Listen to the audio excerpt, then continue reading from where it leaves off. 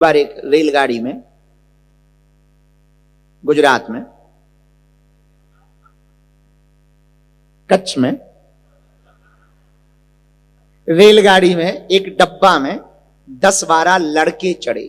लड़के तो लड़के, नाम ही है लड़के, तो 10-12 लड़के चढ़े।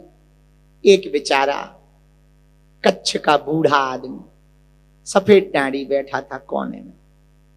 रेलगाड़ी का डब्बा खाली था, लड़के चढ़े तो बगल में लिखा था बिना काम के चैन खींचने वाले को 500 रुपए जुर्माना। लड़के बोले चलो चैन खींचो, तो दूसरा बोला ऐसे कैसे खींचो, 500 लगेंगे वरना 6 महीने की जेल है। तो तीसरा बोला हम लोग 10-12 लोग हैं, 500 रुपया नहीं दे सकते। चौथा बोला बिल्कुल दे सकते हैं, जोड़ लो।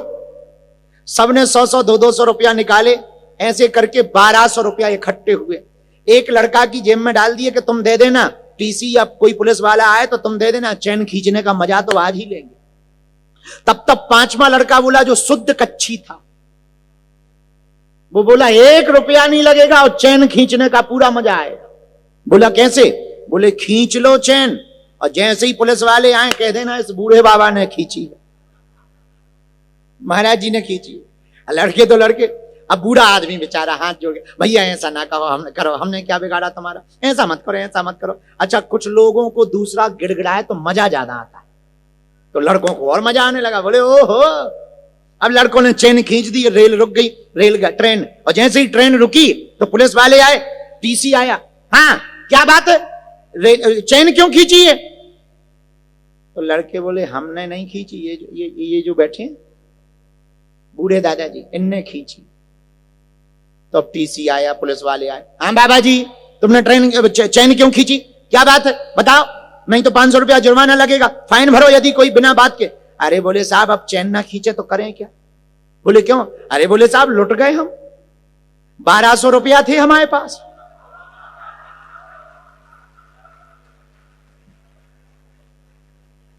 $1200 थे, इन लड़कों ने झूठ लिए, इन लड़कों ने खींच लिए। वो आपको लड़के बोले झूठ बोल रहा है। बोले साहब भरोसा ना हो तो इसकी जेब में है। अब वो तो उन्हीं के सामने डाले गए थे। अब बोले साहब और भरोसा ना हो तो बगल वाली आगे की जेब में। पुलिस वालों ने जैसे ही ताने तो 1200 मिले, वो तो उनके ही सामने थे। फिर क्या, वो 1200 रुपया बूढ़े दादाजी को दिए गए। सभी लड़कों को पकड़ा गया। आगे रेलवे स्टेशन पर जब प्लेटफॉर्म आया तो जैसे ही थाने ले जाने लगे तो लड़के बाबा की तरफ देख करके बोले बड़े खतरनाक हो। तब बाबा अपनी दाढ़ी पर हाथ फेर के बोले ये ऐसे ही सफेद नहीं हो गई है।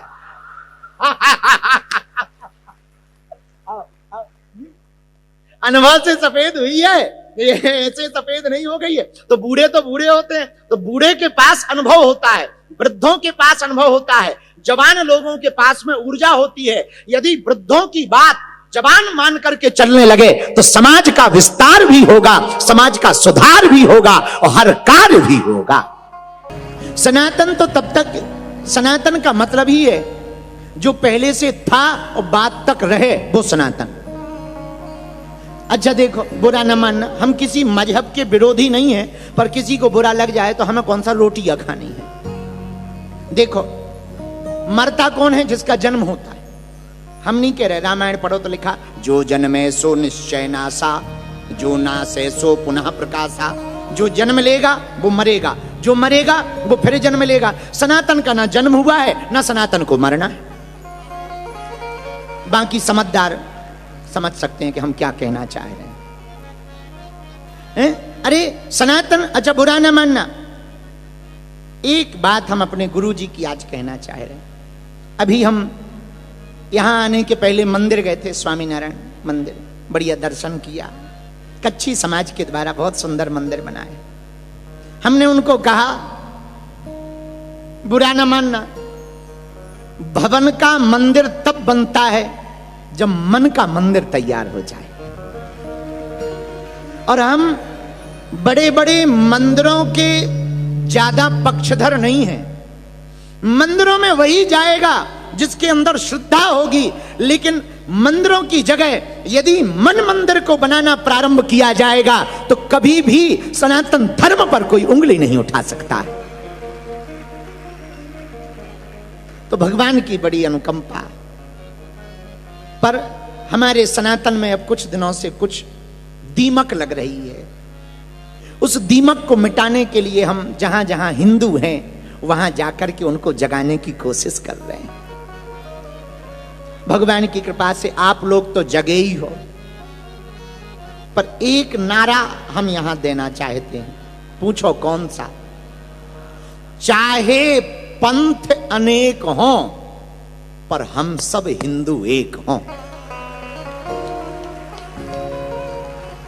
कितने भी रास्ते हों, देखो युगांडा आने के अनेक रास्ते हैं। दुबई वाया थ्रू आ जाओ, सिंगापुर वाया थ्रू आ जाओ, एक डायरेक्ट बंबई से आ जाओ, पर पहुंचोगे युगांडा, कंपाला। ऐसे ही परमात्मा तक पहुंचने के अनेक रास्ते हैं, पर परमात्मा तो एक है। हनुमान जी की बड़ी दया है। हनुमान चरित्र सुना रहे हैं और श्री सनातन धर्म मंडल ने बहुत अच्छा आयोजन ये करवाया। 3 दिन का उत्सव था और हम कल आप लोगों के बीच से विदा ले लेंगे। कल दिन में दीक्षा समारोह है, फिर दीक्षा दे करके हम आप लोगों से विदा ले लेंगे।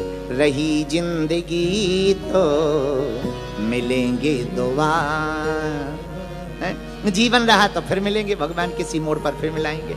लेकिन एक चौपाई पर हनुमान जी का चरित्र सुना रहे हैं। चौपाई सबको याद हो गई होगी, याद है?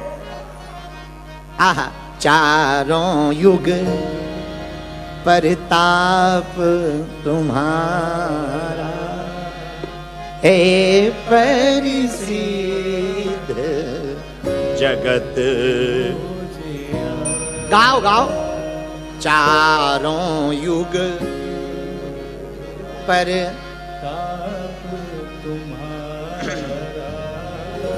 हे परिसिद्ध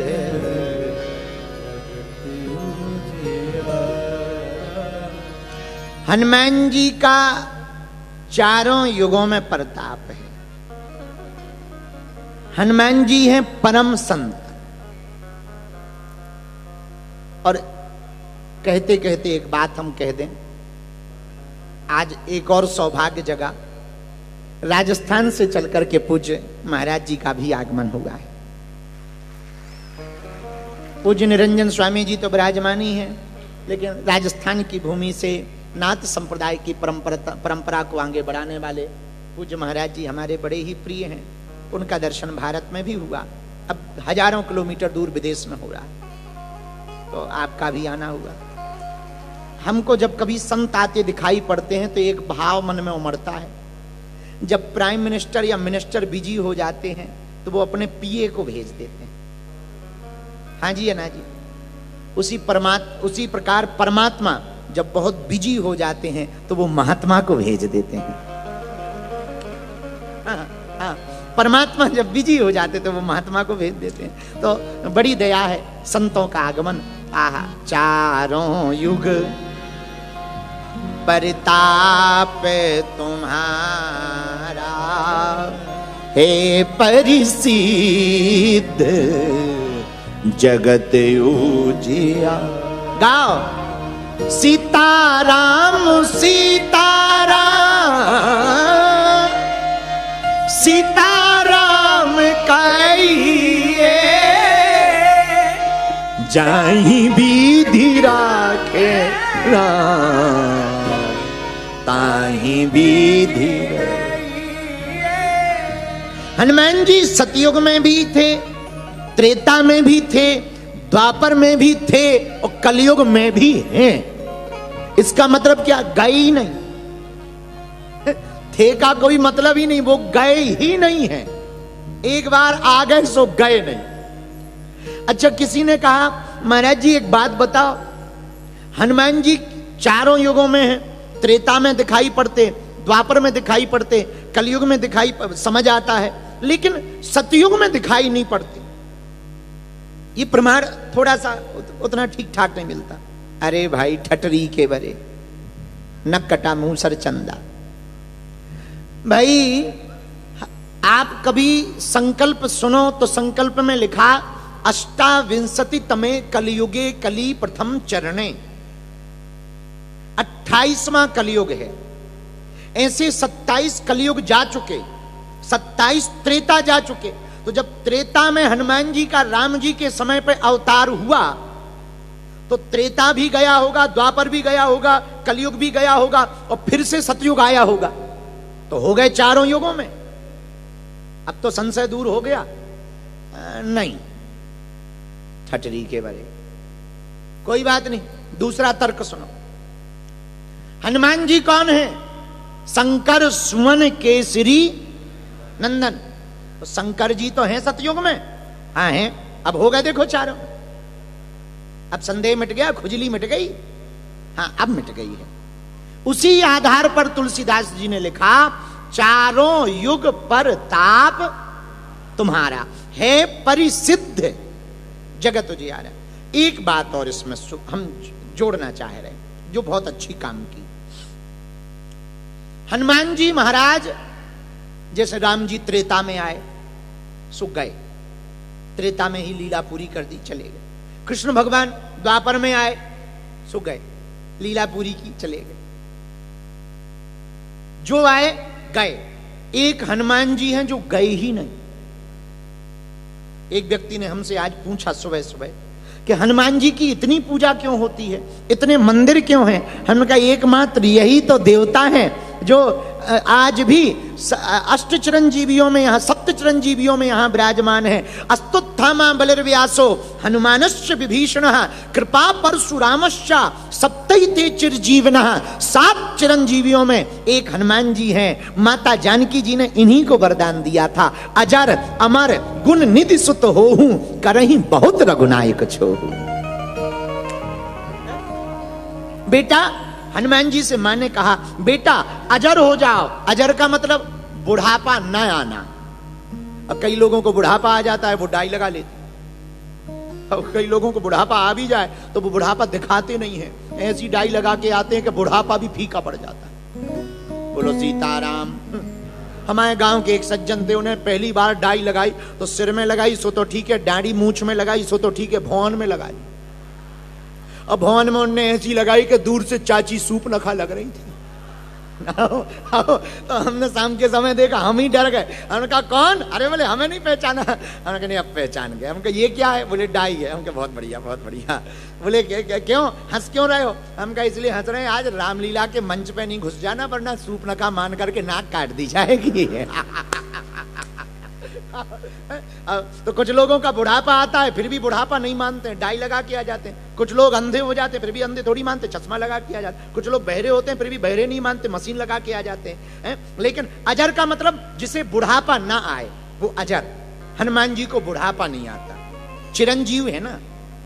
अच्छा, लेकिन हमारे बुंदेलखंड में हनुमान जी को बब्बा कहते हैं। क्या कहते हैं?